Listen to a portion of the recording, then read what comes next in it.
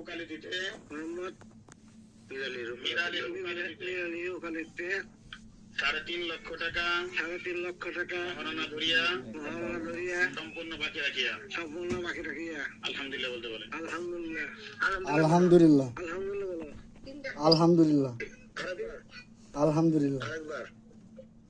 কম কম কম সমস্যা নেই। কম তিনবার কইছেন বারবার কথা বলে। الحمد لله وكفى وسلام على عباده الذين اصطفى